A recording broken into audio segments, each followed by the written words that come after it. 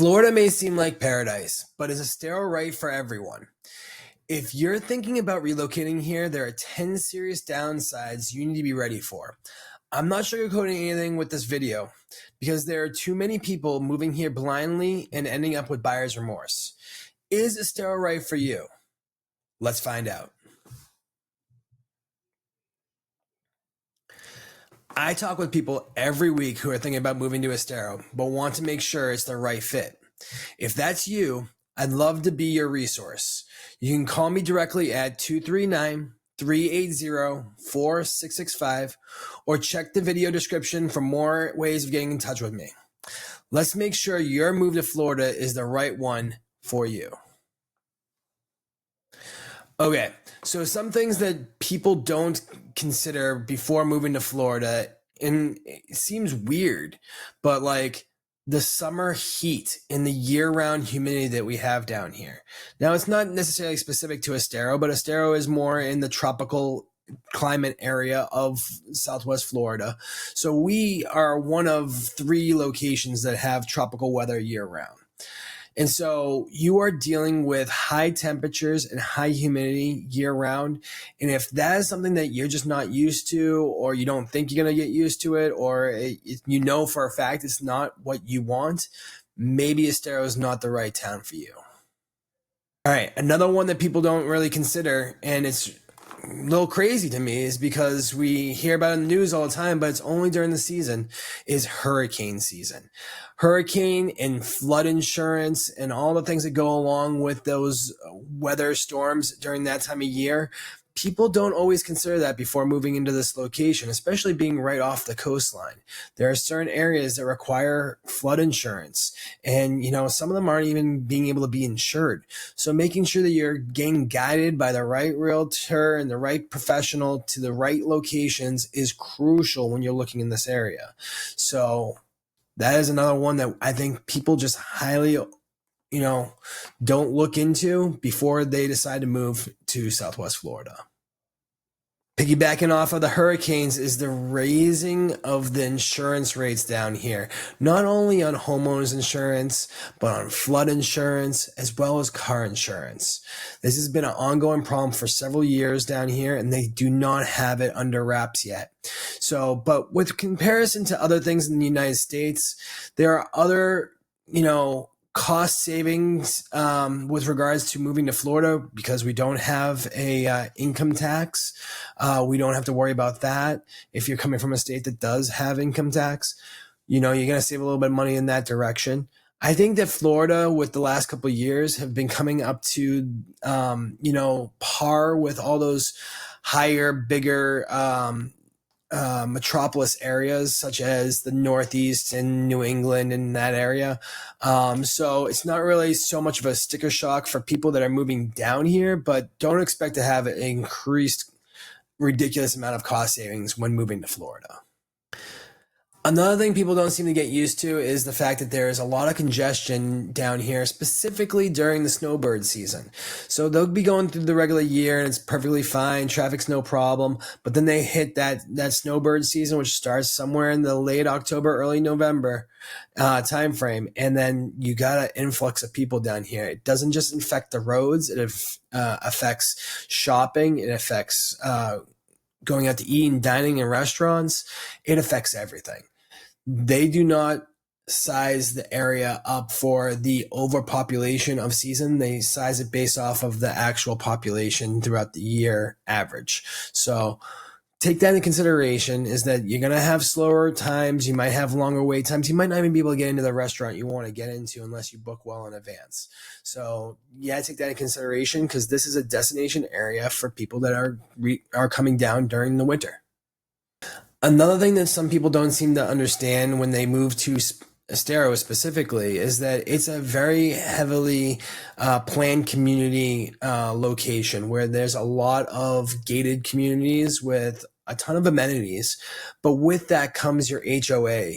And a lot of people don't have any experience or very limited experience when it comes to an HOA. And each HOA is vastly different. You need to really have an understanding of what it is that you're going into, where you're buying.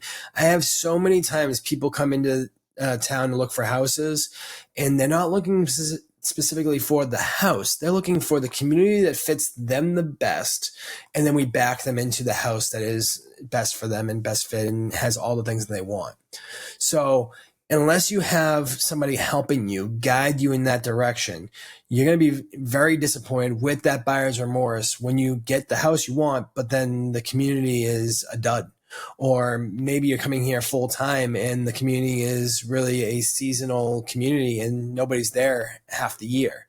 So you really got to understand what kind of community you're getting into and all the rules, regulations, and restrictions that HOAs have for you down here in Southwest Florida. Now let's talk about nightlife here on the West Coast. It is vastly different than the East Coast. East Coast is kind of like that Vegas vibe where, the city that never sleeps is basically the East Coast of Florida. West Coast is completely different.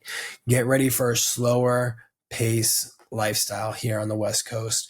Things close down earlier. You would think that you have drive-through windows, which I was used to from the Northeast. Nope, those are closed down by 8, sometimes 9 o'clock at the latest. You might have one every once in a while, but for the better part, people close up shop early and they go, and it's a slower, relaxed lifestyle on the West Coast. So if you're looking for more of an upbeat, nightlife, tons of activities to go on, you might be thinking you need to go over to the East Coast.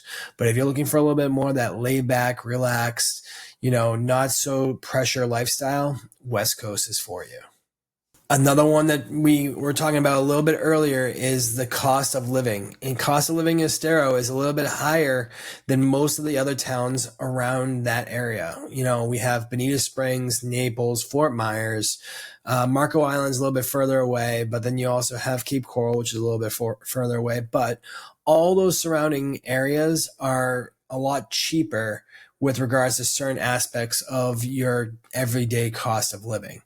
Property insurance is a little bit higher, but then, you got to take in consideration it's a smaller village that has to have all the same offerings that a big city like Fort Myers might have, or, because it's very densely populated, Estero. Now you go to Naples, it's actually a little bit cheaper because it's not as dense. Yes, you have a lot of those same offerings and same, municipalities, but with that being said, you have larger lots of land, you have less planned communities. It's just one of those things where it's overall a cheaper experience when you get outside of Estero. Now, there's a lot of benefits with regards to Estero and what it has.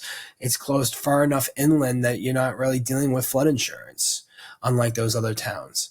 You're far enough where you're right next to 75, which is the main thorough pass in this area. So that's great for getting back and forth to things. The list goes on and on. Shopping, malls, restaurants, all those things are benefits to Estero, but sometimes the cost of living does outweigh all those benefits. The last thing that some people don't seem to understand or even consider before moving to this area, and this is South Florida in general, is the type of maintenance that you might have to have on your property that you're not used to back where you're coming from, whether it's the Midwest or Northeast, is the amount of moisture and mold issues and maintenance that has to go on with the house due to the humid climate. Your HVAC seems to constantly be running throughout the year down here. So HVAC maintenance is crucial. Going a day without the HVAC going on, you're going to die down here. So, I'm just joking around with that, but it feels like you're going to die. So you got to make sure that you're on top of that you understand what that is involved with regards to your home, with regards to being down here, and how to prevent and get in front of these situations before they ever happen. So I hope that helped you with all the nuances of moving to Estero and, Florida in general, if you're coming from outside of the state. There's a lot of things you need to consider, but there's a lot of upsides too. So if you're thinking about moving to this specific area, I'd love to be a resource for you. Once again, my phone number is 239-380-4665. And I'm Joe with the Anchor Point Group. And I'd love to be the person that helps you find your piece of paradise here in Southwest Florida.